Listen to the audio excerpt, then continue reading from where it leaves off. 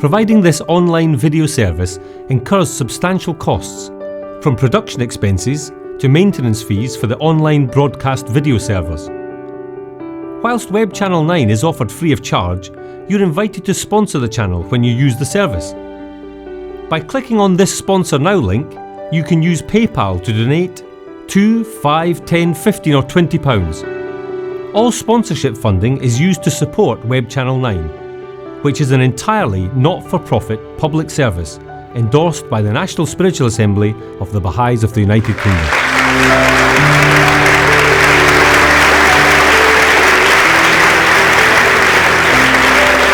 Well, friends, keep wanting to try to face a discussion of prayer in 1 hour, but we'll see what we can do. I think we've already lost a few minutes. The question arises, well, God is God, and He's going to do what He wants. He doeth whatsoever He willeth, and He shall not be asked of His doings. That's one of the divine verses. So why do we need to pray? I think that this has been answered in different ways by the Master, but essentially it's to bring our will into correspondence with His will. Abdu'l-Baha told a story years ago. He said there was a man, a Baha'i, who was always supremely happy. And he was asked why, the man was asked why he was so happy, and he said, because everything I want, God does. The Master says, so how did that come about, And the man said, well, I found out that God does whatever He wants.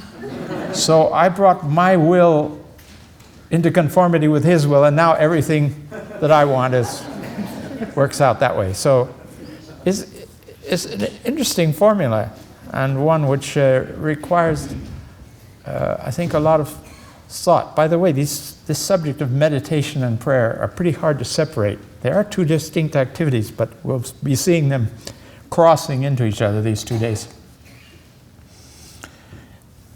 In a statement that the Master made with regard to the question, why pray, what is the wisdom thereof?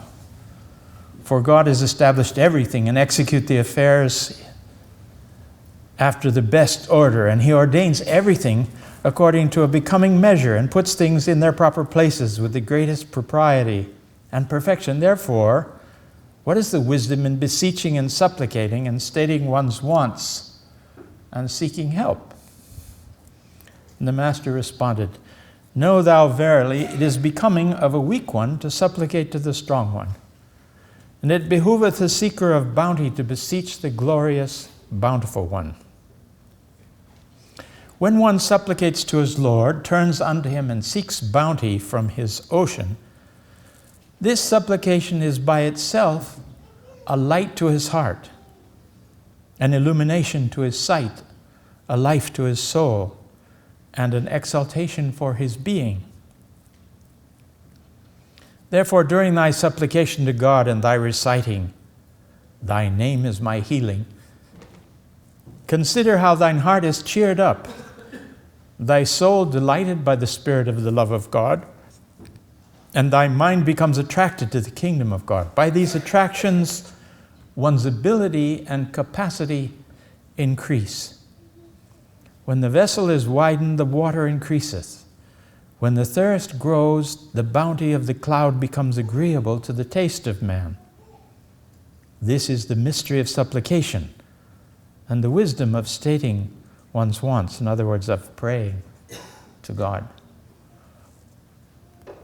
The verses of God have been given to us, and we have two major categories of prayers. We have the obligatory prayers on the one hand, and then we have the other prayers, which have sometimes been called occasional prayers, but I think they're constant prayers also. But you don't have absolute laws about how many times a day to say them or anything of the sort.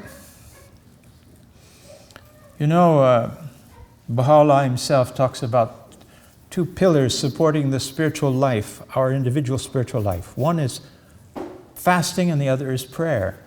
And he likens these to the sun and the moon. And he makes fasting the sun and obligatory prayer the moon.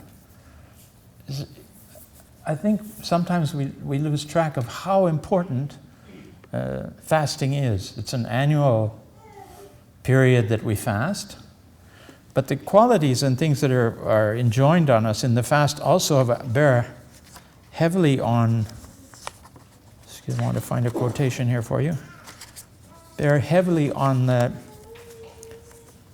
reason for prayer in general, for obligatory prayer and so on. Shoghi Effendi is said to have cautioned the friends to be careful that the obligatory prayers don't become rote. That you say, okay, I'm going to do the noon prayer, so you do it and it's over, and later on you wonder, did I say that or not? I can't remember, because you said it and it's past and you didn't think anything about it. And he said we should meditate on the meaning of the implications of the prayers. And actually the divine verses are such that they're filled with rushing waters and divine significances. And if we pause a second, we will always find new meanings every day from this prayer. It's a fountainhead for us, if we turn to it in the right attitude. So he's talking about the fast. He says, Shoghi Effendi writes, that it's essentially a period of meditation and prayer, of spiritual recuperation, during which the believer must strive to make the necessary readjustments in his inner life and to refresh and reinvigorate the spiritual forces latent in his soul. Its significance and purpose are fundamentally spiritual in character. So fasting, he says, is symbolic and a reminder of abstinence from selfish and carnal desires. Now, in the same way that God doesn't need our prayers, he doesn't need our fasting either. Both of these he's given us as bounties for us. And we should realize how important they are, that they, as I say, they are the two sustenances of the soul. They are as eyes to the soul, Baha'u'llah says in another place. In one place he says something very intriguing about fasting. He says, fasting is like a spider web. It's not in the compilation because we weren't sure when it was translated and proposed for the compilation whether people would understand it or not. What do they think? But if you think about it, the spirit of fasting catches things in the air, in the realm of the spirit, that are not caught simply by the spider all by himself. He has this web that he creates around it, and that catches divine bounties. In the same tablet, he says that it's like a dam. It stores up bounties, waters of divine bounty, and then you can draw on them throughout the year, so to speak. And I think we do feel that the influence of it following the fast, after all the efforts and things, there's a certain satisfaction that should go along with that. Obligatory prayers obviously are very important and should be said with terrific trust and confidence that they attract to us divine bounties. You remember that section in the prayer book, Shoghi Effendi's comment about the tablet of Ahmad, the obligatory prayers and healing prayer are endowed with a special potent significance by Baha'u'llah, and therefore should be said with great confidence and trust by the believers to draw the bounties from them. Regular prayer, of course, is Abdul Baha has likened it to conversation with God. The possibility that we're speaking to God. Of course, we know he's the all-hearing, the all-seeing, the all-hearing. Even though we don't see him, he sees us. And that takes an act of faith at the beginning. But gradually, there is this connection. The route, the channels are open, the route becomes easier. And when we turn in prayer to God, we feel the closeness of God. We feel the closeness of what we're really feeling is the light that Baha'u'llah is mediating to us from God, of course. And there's some pretty strong things in the writings about you can pray to God directly if you like, but it would be rather foolish to do so when you have the prayers of Baha'u'llah that are the perfect medium with which to speak to God. What does he say about them? He says that these prayers are the praise wherewith God praiseth himself. Can you find something better than that for how to speak to him? You say, well, how should we pray? What should we pray? Fortunately, the manifestation of God gives us, in particular you find that in the collection of prayers and meditations by Baha'u'llah, that Shoghi Effendi translated very early on in his ministry. By these means, we can see what our attitude should be towards God. The Bab goes so far as to say that we want the will of God, we pray for the will of God out of love for him, and we're not concerned about the outcome of the prayer. That's with God.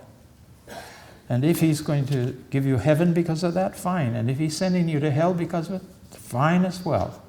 That's a difficult state of detachment to come to. But the point is, we're not saying the prayer simply to receive rewards. We're saying it because we know that's the good pleasure of God that we should pray. Shoghi Effendi says it's important that we observe the proper times of prayers. And if you collect the various quotations from the writings, you'll find, of course, we know where there's a prayer for midnight, but also he says we should, beside reciting the verses of God morning and evening, this is one of the obligations we have from the Kitab-i Aqdas, that we would want to recite other prayers on a regular basis. The heart should be oft turning to God, coming back to it.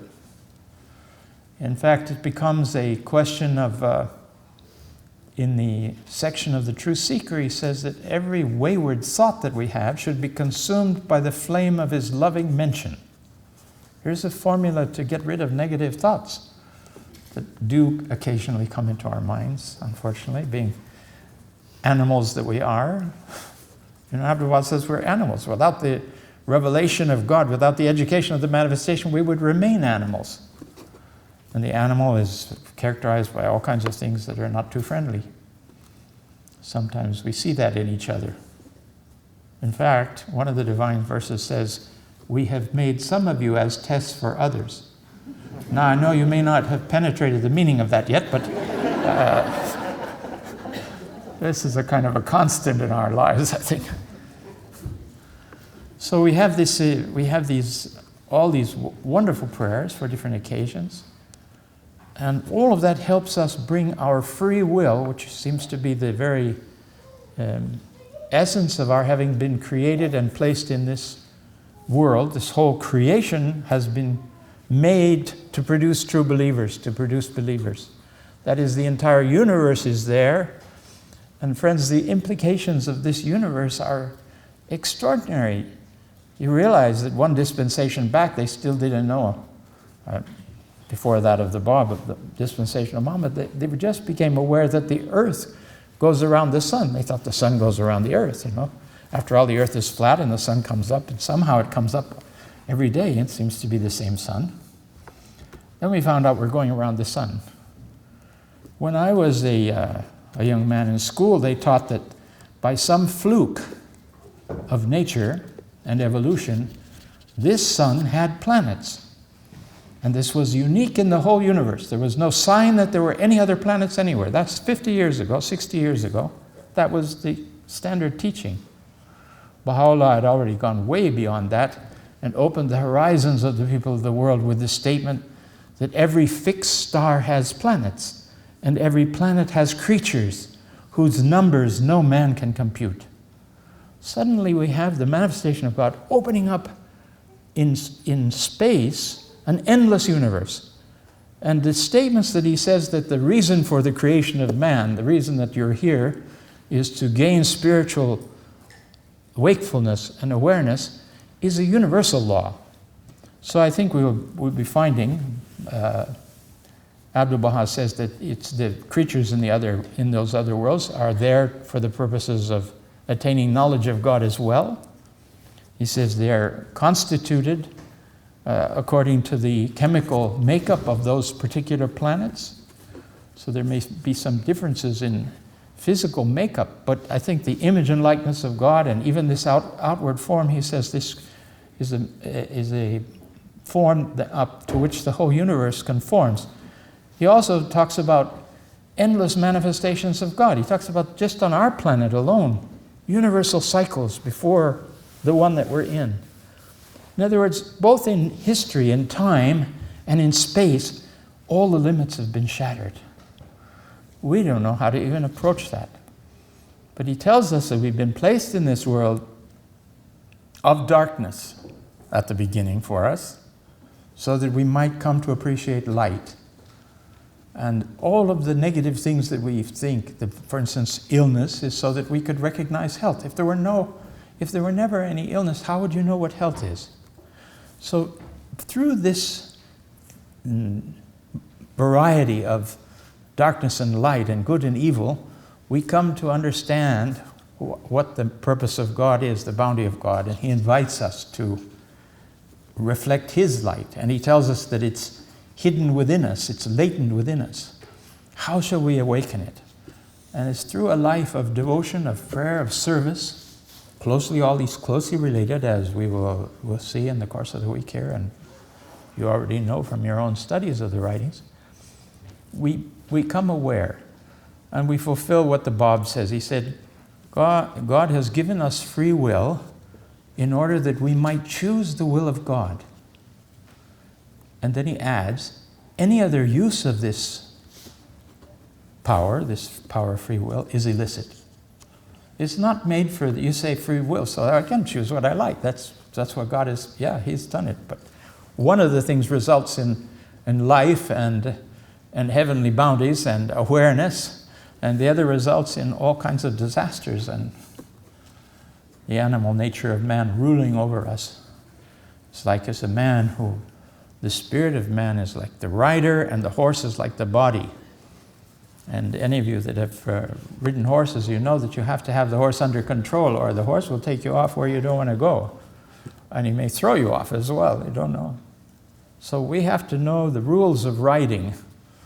And then the mount becomes the means of our ascending to magnificent heights under full control of the body that we've been given.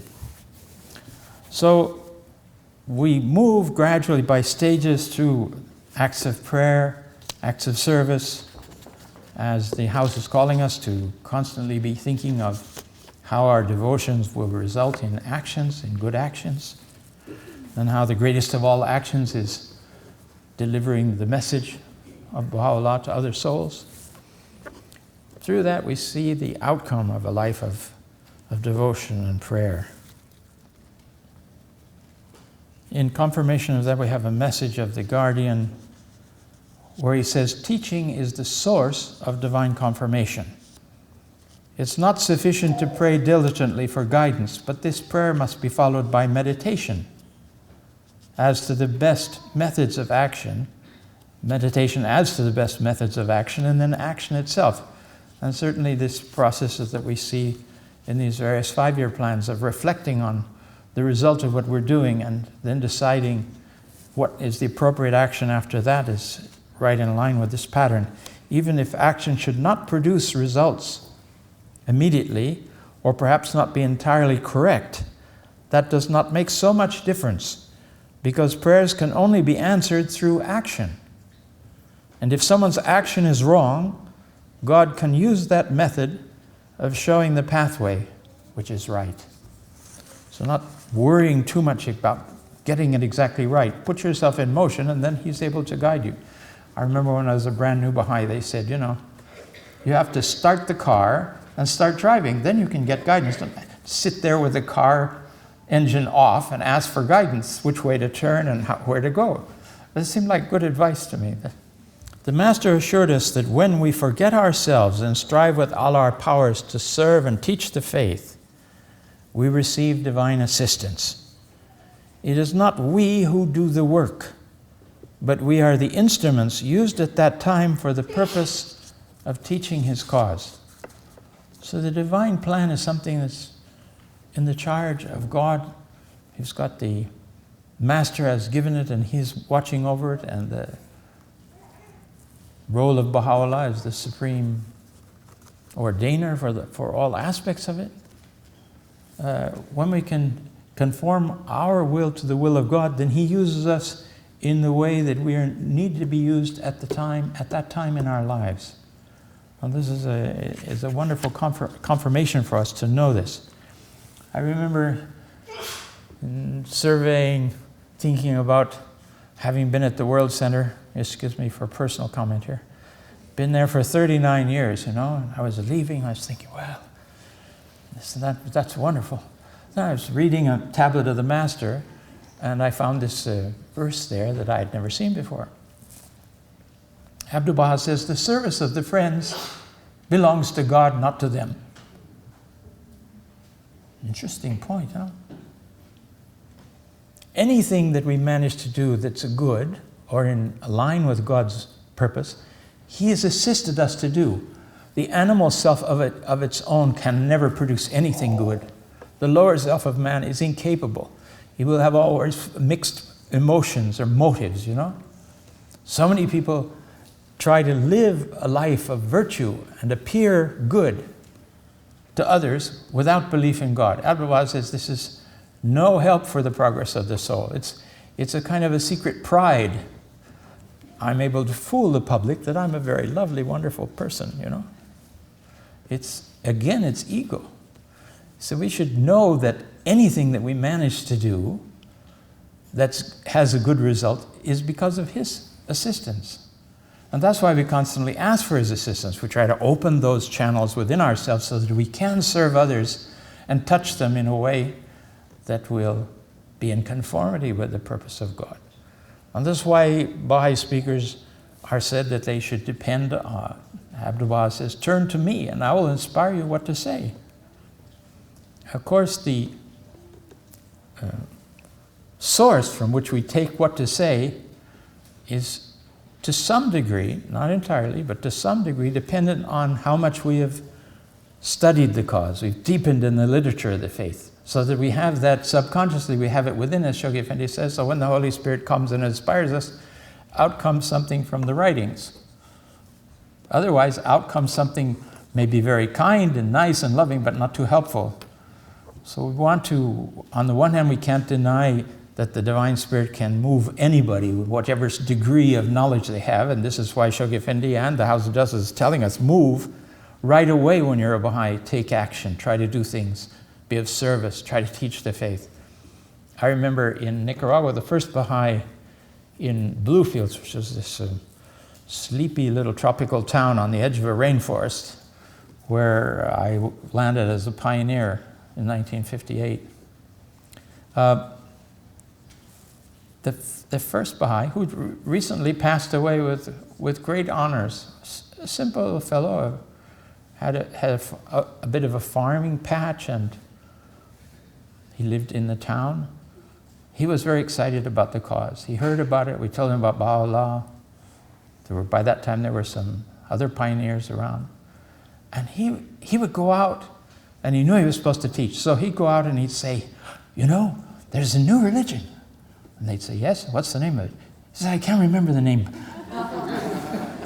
But it's been brought by a new messenger of God. Oh, they said, what's the name of the messenger? Really couldn't tell you. But I know who can tell you. I can take you to the people that can tell you. And he would bring people to us constantly, and we'd teach the cause. Now, look at, that's pretty minimum knowledge of the faith.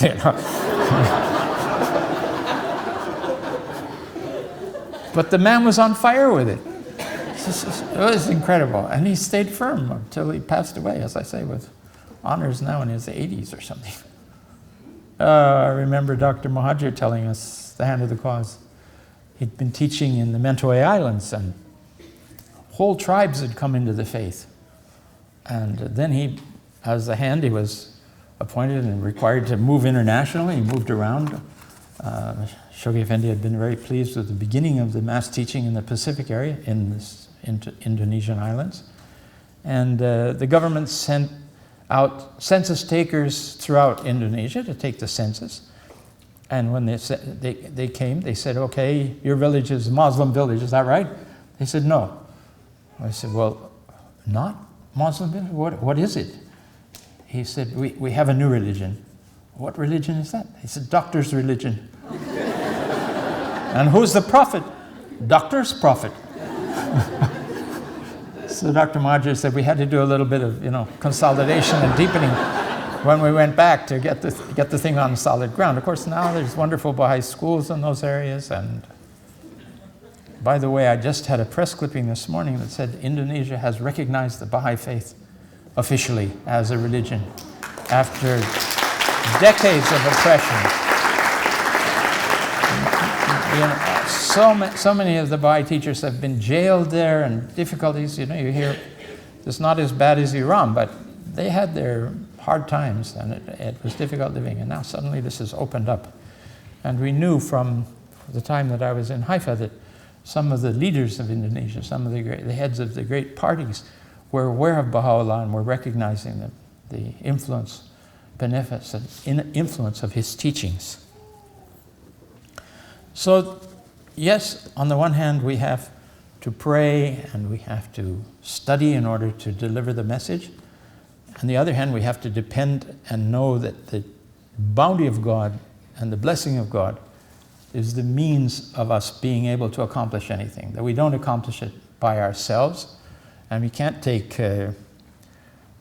dangerous for us to take pride in the fact that we know the Baha'i history very well, or I don't have much pride in that area because I don't remember the history very well, but this is important for us to have these sources of inspiration, but realize, as it says very clearly, Baha'u'llah says in a verse in the Gleanings, all good comes from God, and all evil from your own selves. It's a bit startling because we're living in a time of glorification of the me society, and we want to do things for us and to make ourselves happy and so on. It's really a distortion of what Baha'u'llah is saying to us. And we have to renounce our own desires and passions, and we have to bring our affections, those things that move our will, that give us the desire to change. We have to orient those to the verses of God. And the daily influence of the prayers, obligatory prayers, and the repetition of the verses morning and evening hones this process for us, develops it so that the divine bounties can flow into us, or flow out of us, if you will, because they are already in us. And ultimately, this process is the act of martyrdom, but it's a living martyrdom. It's sacrificing ourselves for His will, becoming instruments of His purpose. And the source of great happiness, the source of infinite knowledge, Abdullah promises, is to bring our will into conformity with His will. There's nothing greater than that, so to speak. Friends, the reward is mighty, the path is not easy, but when we ask for God's help, He sends help to us. And sometimes that help is not in the form that you would welcome if you knew ahead of time. Because He tests us, He profoundly tests us. But He says He doesn't test us beyond our capacity. But He does send the next thing we need to learn in order to advance. And one of the things the Master says is that God sends us a test, and I think everybody in the room will know which test matches this scenario in your lives. That is a failing that you have, something you repeat that you shouldn't repeat, or something you do that you shouldn't do, or a way you act that is not appropriate for a Baha'i, so that thing comes to your attention. So you say, okay, I've identified that. Well and good, I'll work on that. I will work on it. I pray, give me strength, The test comes back, I fail it again. It gets a bit boring after a while, Okay, God, I'm gonna fix this, I promise. No. Abdullah says you fail it again and again and again until you become, and this is the essence of this thing, you become desperate and you realize you cannot overcome that shortcoming. At which place at that time, he said, you throw yourself on the mercy of God and you beg Him to take this from me because it's the cause of my not growing anymore, not developing in the cause. Help me, I can't get rid of it. I've tried. We can't solve it. He has to solve it. Then Abdullah says, God comes to your assistance, and that test is lifted. Behind it is standing the grim face of the next one that you will quickly identify also. And maybe you think you can resolve that by yourself now, but it doesn't work. You have to. This is the weak one supplicating to the strong one. The realization that we cannot do this on our own. And then depending, trusting, depending and leaning on him. Abdul says in one place, he says, if your life is too difficult, if you're surrounded by too many difficulties, he says, lean on me. This is so sweet of the way the Master says this. Lean on me so I can put your head on his shoulder and take comfort, whatever difficulties are surrounding you, and there'll be plenty, as we know. I wanted to go back a little bit to the story of Leonore Armstrong that I was telling you. Leonore Halsapple, she became Armstrong later when she married a British gentleman who wasn't a Baha'i but sponsored all her activities for years, until finally in his last decade he became a Baha'i as well. She was very modest and humble, and she said, you know, I'm not a speaker, I'm not a public speaker, or not a teacher really, and I would beg all the time, you know, to Baha'u'llah and the Master to assist me. And she said, I've never told anybody, but I want to confess something to you. I was a counselor coming back and forth, so she took some confidence in that. And she said, you know, I'll tell you what I did. She said, because I couldn't speak, I memorized talks of Abdul Baha and tablets of Baha'u'llah, and I would give those, I would speak those out. And it seemed to work very well, she said. But I always felt bad. I thought, I should be speaking, you know, myself. So I was able to tell her that I had heard a story from the Guardian, actually in the form of a pilgrim note, where he said there were 3 levels of Baha'i teachers. The Baha'i teachers went through 3 different stages. The first stage, he said, is you're attracted to the faith, but probably you like better one teaching of the cause or one principle more than the others. So he said, whenever you speak about the cause, you will deliver that principle because that's the one that you're most convinced and familiar with. And then you'll add, he said, some ideas of your own to make it more interesting, you know.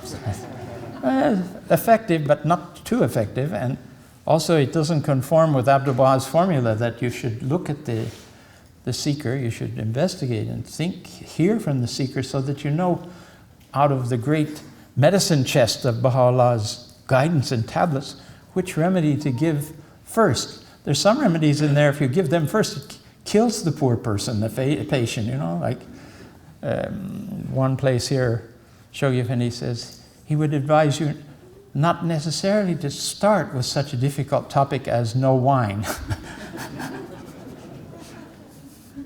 I'm going to interrupt it and go and I'll come back to this story, but I want to say something about Dr. Muhajir in South America. He was with us, we all met, the counselors met with him in Peru years ago. That would have been in the late 60s. And we had a press conference, very successful press conference, and then we had a public meeting. And the public meeting was about the size of this gathering here. A lot of Peruvians were there. And he gave a talk, a 20-minute talk, which became 40 minutes with a translation. I was a translator, going back and forth from English to Spanish. It was such a brilliant talk. It was so fresh. Because he was concentrated, constantly moving, teaching the cause, he had this flow of inspiration. It was out of this world. That talk was it left the audience, I would say, homogenized. It was just so nice and creamy, and the whole audience was better. So the chairman of the NSA was the chairman of the meeting. He said, will he take questions? So I asked him between us, okay, if there are any questions. I wouldn't have thought there should be any questions.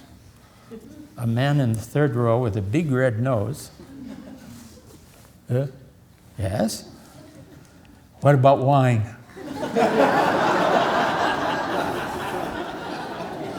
I didn't want to translate even to tell the hand what he'd said. He says, what was the question?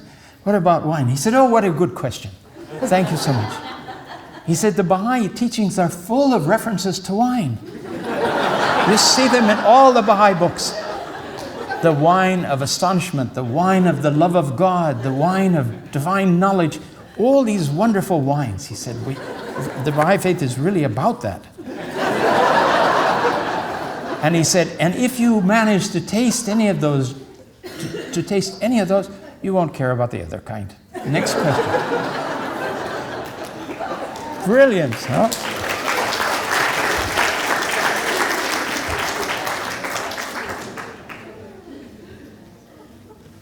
God can help us and use, as the Master says in one place, our mistakes to advance the cause. Don't be too upset if you don't get it right, you're trying. And sincere efforts. He can make out of sincere efforts victories for the cause. That's a whole volume by itself, I suppose we could write. This is the first stage of teacher, was that one where we favorite principle and an elaboration of our own ideas about the emancipation of women, or one universal language, and probably should be Esperanto, and I don't know what the different things, that different phases that people have gone through. The second stage, he said, is when the believer faces the literature of the cause, studies it to the point where when he speaks, in his own words, he conveys the reality of the case, the truth of the cause. In other words, he gets the teachings right and in a more balanced form. Second stage of teaching, quite more effective than the first stage. But then he said there's the highest stage of teaching, and this was the one I was savoring to deliver to Leonora. He says the third stage of the teaching is when you get to the point where you're so familiar with the writings that you've memorized passages, and in your presentation the original writings come out. And he says, of course, this is the most effective because these words have a power of penetration to the human heart. And that's the highest degree, he said, of the teachers of the cause. Well, she looked modestly pleased about that. Then she told me a story about going to the Amazon. This is a small, very modest lady. She said, I took a boat from Belen in the mouth of the Amazon and worked my way up the Amazon River, would stop at these little towns and so on. I saw later newspaper clippings. Angel of Light visits our town. She got off she would attract the population like crazy. And she said, I didn't know what to do. They were asking me for blessings and remedies and everything. Somehow it had gone ahead that she was such a saintly soul. And of course she was. The Master says that if you're going to teach the faith, you should become incarnate light. Oh? Head to foot, you should be glowing. Oh, that was Leonora. She just glowed. She glowed in the dark, actually. So she's moving up there and she's causing this excitement all along the way. And she said, I had aspirins I gave the people sometimes, very sick people. And I would pray, oh, Allah, help these people, son. So she said, finally I got to Manaus. Manaus is the capital of the Amazon, a city of about 50,000 people in those days. It was following the First World War, and that had been the center of rubber exportation. And so there was lots of money available, and there were rubber barons that had mansions there. And they were bored being so far away from Europe and from America that they built a replica of the Paris Opera House in Manaus. Can you imagine? This is still there. Beautiful thing. So Leonora said, I got to Manaus. I said, did you know anybody? She said, no, I didn't know. I didn't have any reference to anybody. I didn't know anybody there. She'd been in Bahia before that, in Salvador, Bahia, for some years. So now this is 1922, it's the Guardian's time. She goes there, she said, so what did you do? So she said, well, I followed Martha Root's example. I went to see the mayor. And I told him I'd come to the city and I wanted to proclaim this faith, and the faith was, the basic teachings were this and that. And he said, that's very good. We should, to inform the population, we should call a meeting where you can speak to the people. She says, well, I knew what that meant in my heart. I'd have to repeat these tablets and things that I knew. And she said, to my surprise, he made general announcements to the population that I would be speaking one day later in the evening at the Opera House. We all know about public meetings, you know. So I had experiences where you announce a public meeting and very few people come. But she said the place was full. And they had a translator, and she delivered the message. About 2,000 people. Imagine. I mean, the kind of confirmations that you line yourself up right with what he wants, as I think, to me, that was about as close an example of a life that was lived that way that I have ever seen. And so how did it go? She said it went very well. They were very happy. Well, what happened after that? Well, she said there was a study class that was formed so that we could talk more about it. And I said, oh, did people come to that? She said, yes, not so many, about 400. So she was giving this, and of course, at that time, friends, there wasn't anything called declaration. I mean, if you liked the faith, you said, I'm a Baha'i, and that was it. So there wasn't any, still the administrative order had not started to penetrate into those areas. So she had a lot of enthusiasts. And she went back on another trip. She would write the Guardian when she was down in spirits and ask for prayers. So most of his letters are answering, say, rest assured, the seeds you're planting will give marvelous fruits in the future. Don't have any doubt of that. Constantly reassuring her. But she didn't write him that she's been up the Amazon. It's not in Baha'i world. Now it's in her biography, yes, all the marvelous things that she did.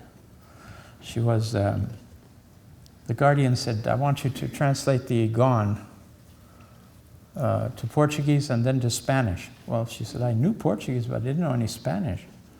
So I wondered how I prayed about that. And she said, I knew there was a monastery, a nunnery, you know, for the nuns, for Spanish nuns in Bahia.